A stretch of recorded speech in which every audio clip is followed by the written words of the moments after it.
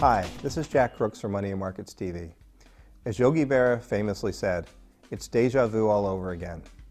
That is, the Troika of the European Union, European Central Bank, and International Monetary Fund keep rolling out the same old tired prescriptions for addressing the sovereign debt crisis, even though they haven't worked in the past. Just look at what's happening in Spain. The country is facing a major banking crisis, a big budget deficit, and soaring unemployment. So how did the Troika respond when Spain asked for help? Officials told the Spaniards the same thing they told the Greeks. We'll help bail out your banks, but only if you ruin your economy. Of course, that's not exactly what they said, but when you hear the term structural reform, that's basically what it means. Spain, like Greece before it, will be forced to make draconian cuts in its budget and increase taxes. That makes sense on paper, but in the real world, it just doesn't work for economies that are already reeling.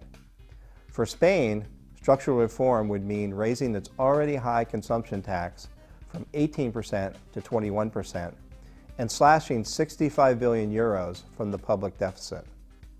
Spain would also have to cut unemployment benefits and civil service pay.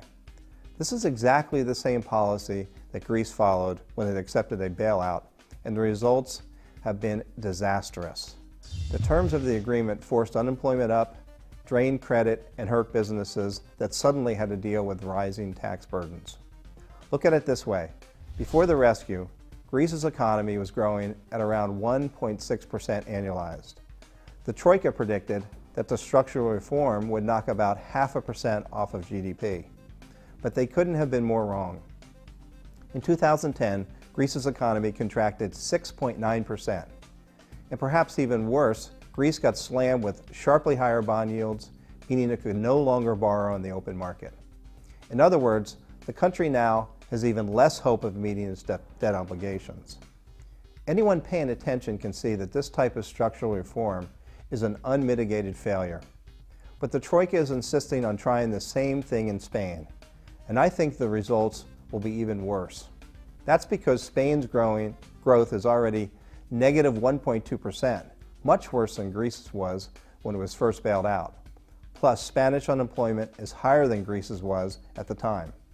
So just like Greece, Spain can expect higher unemployment, cratering growth rates, and rising bond yields. Ultimately, I think it will have to follow Greece out of the Eurozone entirely. I'm Jack Crooks for Money and Markets TV. Thanks for watching.